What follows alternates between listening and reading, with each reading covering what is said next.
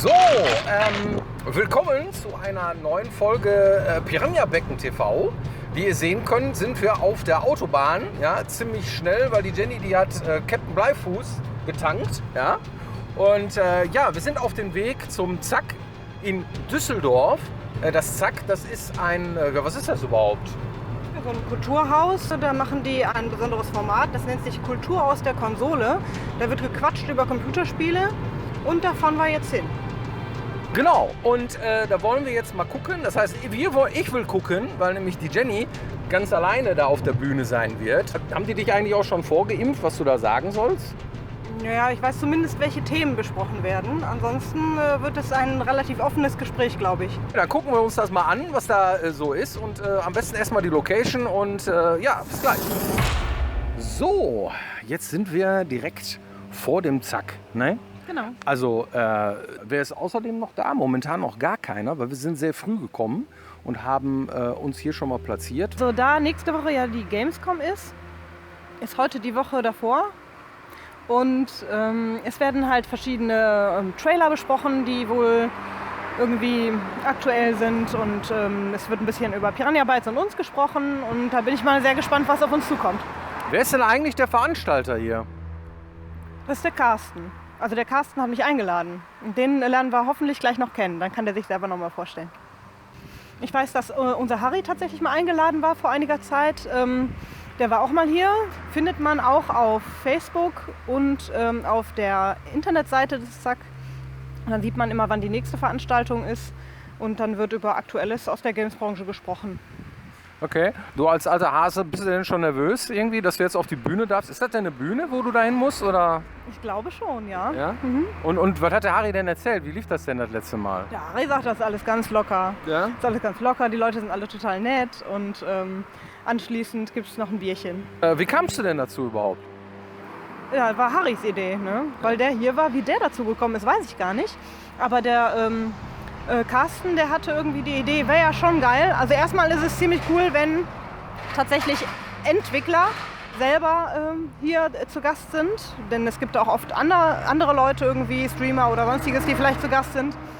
Und dazu auch noch mal eine Frau, was irgendwie eine Seltenheit ist. Und ich bin zum Glück beides. Und der Harry hat dann gesagt, ja, dann fragt doch die Jenny. Und so ist das zustande gekommen. Wie war denn die Anreise? Ging eigentlich ziemlich unproblematisch und zügig, fand ich jetzt mal. Naja, ist auch wirklich um die Ecke. Ich meine, Essen ist ja, wir sind von der Arbeit gekommen, von daher war das ja auch alles überhaupt kein Problem. Ja, dann gucken wir uns mal die Veranstaltung an. Ich weiß gar nicht, ob man da drin filmen darf oder nicht. Ich werde einfach mal probieren, mal so ein paar Bilder einzufangen irgendwie. Wahrscheinlich wird da nicht viel bei rumkommen, aber vielleicht finden wir ja den einen oder anderen mal, der ein paar Takte uns dazu erzählt. So, ja, jetzt haben wir mal den Carsten tatsächlich hier an der Strippe bekommen. Ja, erzähl mal ein bisschen was über das Zack. Was ist das eigentlich? Das Zack ist ein super alteingesessenes Kulturzentrum, ja, ein soziokulturelles Zentrum, was es jetzt schon seit, glaube ich, knapp 40 Jahren gibt hier in Düsseldorf. Und wir sind auch das größte in Nordrhein-Westfalen mit über 700 Veranstaltungen im Jahr. Es ist ein super Arbeitgeber auch, muss ich gleichzeitig sagen, weil ich habe angefangen, neben dem Studium quasi hier zu arbeiten in der Gastronomie. Und ja, jetzt habe ich die Möglichkeit, halt hier sowas wie Kultur aus der Konsole zu machen. Und das jetzt seit 3 Jahren ungefähr. Und ja, es ist ein super Abend und ich freue mich, dass ihr hier seid. Das ist natürlich ganz groß für uns. Und ja, das ist eine Veranstaltung, die eigentlich inspiriert wurde so von diesen ganzen aufkommenden YouTube-Sachen, wie jetzt zum Beispiel, ja, gucken wir mal so hier dieses Trailer-Park. Kennt ihr das noch von Game One? Ja? Das war immer ganz lustig, weil da saßen so 2, 3 Leute vor einer großen Leinwand und haben sich Trailer angeguckt von aktuellen Spielen und ein bisschen darüber geredet. Und auf einmal ist dir aufgefallen, so bei 1,5 Minuten Trailer können doch schon ganz schön zum Reden inspirieren.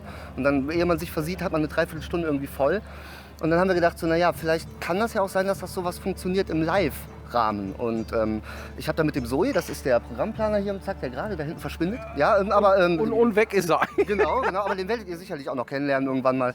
Und ja, und mit ihm habe ich dann irgendwie die Möglichkeit bekommen, dem Geschäftsführer diese Idee zu präsentieren. Und da wir relativ kostengünstig zu produzieren sind hier, dank so netten Gästen wie euch, die das einfach mal machen, so eben nebenbei, ganz großartig. Ja, machen wir das jetzt halt seit 3 Jahren und Nummer 10 ist es heute jetzt die Ausgabe, eigentlich sogar ein kleines Jubiläum. Okay, wie würde man denn im Allgemeinen deine Berufsbezeichnung nennen? Also was genau bist du hier oder was ist dein... Ja, also eigentlich bin ich Student der Theater- und Medienwissenschaften Und hoffe halt irgendwann mal damit fertig zu werden, nach jetzt gut 24 Semestern.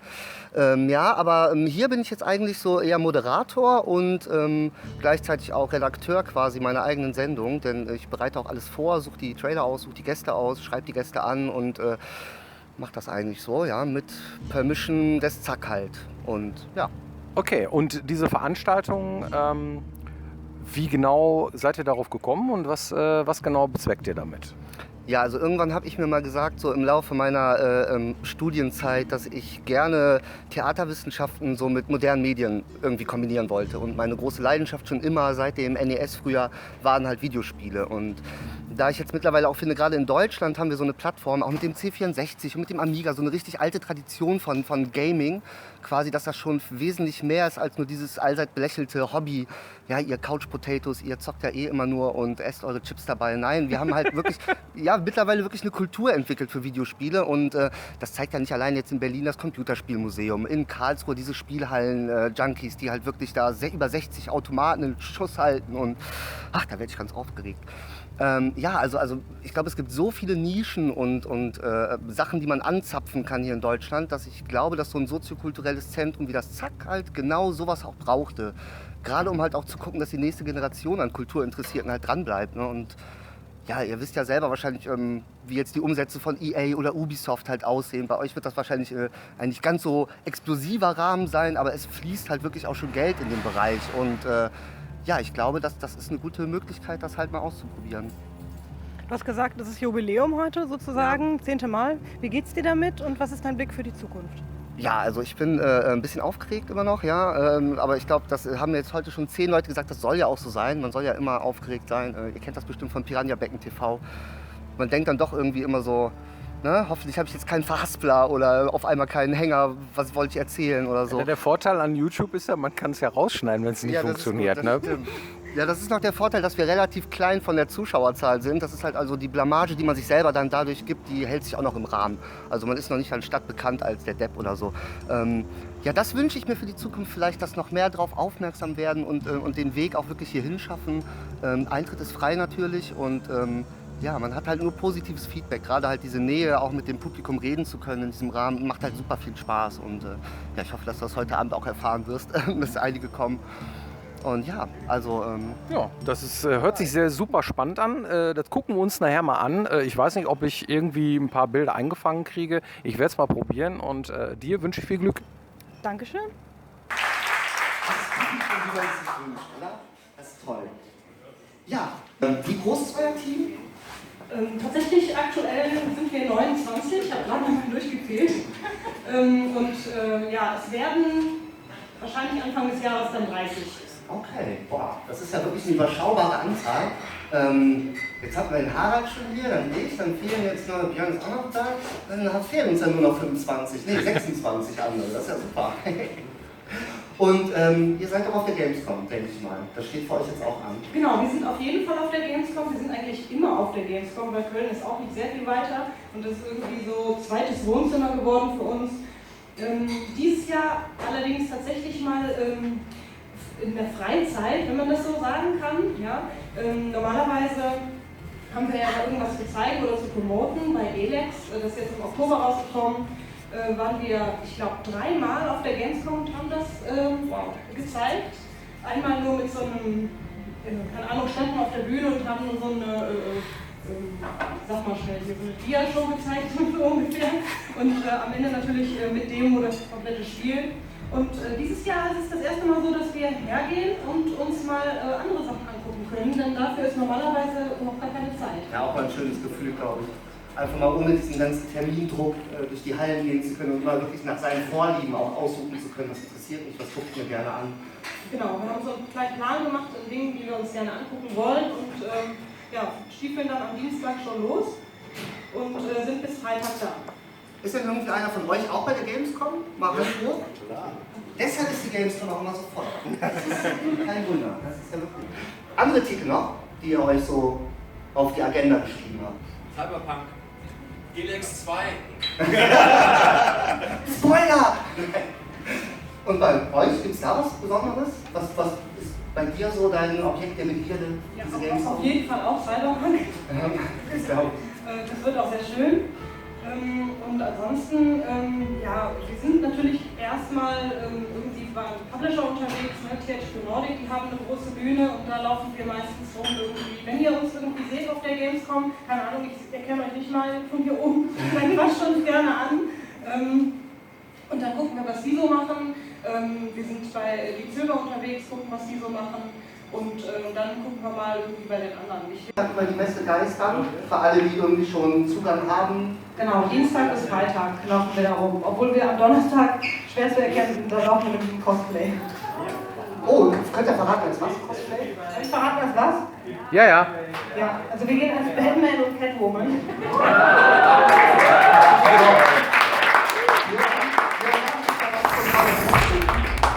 Ich habe ja auch noch was für euch dabei. So. Jeder Gast kriegt ja auch ein Geschenk von uns. Und ihr müsst noch nicht mal ein Gewinnspiel machen. Und zwar habe ich mir gedacht, ich bringe euch beiden was mit. Und deshalb habe ich euch diese beiden Pixel Parts. Einmal Joker und einmal Harley Quinn. Oh. Also wer jetzt welchen bekommt, das könnt ihr natürlich selber entscheiden. Dankeschön. Ja, Mach ich irgendwie. alles. Hau ja? raus, was ihr noch raushauen wollt. Schon fertig. Genau, im Oktober machen wir auch noch eine Veranstaltung, da könnt ihr vorbeikommen. Und zwar am 26. bis zum 28. Oktober, das ist parallel zur Spielmesse in Essen, sind wir im Unperfekthaus unterwegs. Das ist so ein Kulturzentrum in Essen und da haben wir ein tolles Programm auf die Beine gestellt. Ja, wir machen Vorlesungen, es sind Autoren da, es sind Streamer da, wir machen quasi ein Live Piranha Becken TV irgendwie, wir machen eine Podiumsdiskussion, bei der ihr ebenfalls Fragen stellen könnt, wir erzählen euch was über Entwicklung und abends, am Freitagabend, den 26. Oktober, gibt es auch noch eine Karaoke-Party mit uns, bei der wir auf jeden Fall auch singen. Und einen Kinofilm zeigen wir euch auch noch. Wir haben tatsächlich bei einer Kinofilmproduktion mitgemacht, in Deutschland, ja. Das Ding heißt Offline, das Leben ist kein Bonuslevel. Interessant, denn das Ding wurde wirklich mit einem sehr, sehr geringen Budget gemacht. Gibt es momentan kostenlos auf Netflix oder auch bei Amazon Prime und so weiter. Und den Kinofilm, den zeigen wir euch auch an dem Freitag, unter anderem. Und vielen Dank, dass ihr hier wart vor allem. Ich hoffe, ihr bleibt noch ein bisschen. Wir bleiben auch noch ein bisschen und vielleicht können wir noch ein bisschen quatschen draußen oder was trinken. Und ja, ich würde sagen, bis zum nächsten Mal.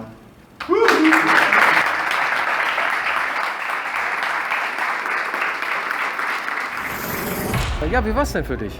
War cool, war ein richtig schöner Abend mit einem sehr netten Publikum. Es ist echt empfehlenswert, wenn ihr mal Bock habt, irgendwie euch das selber anzugucken, irgendwie live, kommt vorbei. Zack, kann man auf der Internetseite sich angucken. Ich würde auf jeden Fall wieder herkommen. Wir sehen uns dann bei der nächsten Folge nächste Woche. Ja? Ciao. Ciao, macht's gut. Also ich habe ja gesehen, du bist direkt schon beim ersten Mal bei dem Spiel in den Abgrund gestürzt. Ne? Ich weiß. Du hast ja richtig den Heldentod bist du gestorben und du bist ja auch, man muss ja auch sagen, ne, zu Recht der Letzte geworden, oder? Ich dachte so, wofür ist diese Taste? Oh, tot. Wofür ist diese Taste? Oh Gott, jemand schmeißt mich irgendwo hin und ich bin überhaupt nicht zurechtgekommen. Macht ja nichts, hat auf jeden Fall Spaß gemacht. Ja, ich bin eher so für Adventure-Spiele. Naja, ich habe halt keine Reaktionsfähigkeit, was soll man sagen?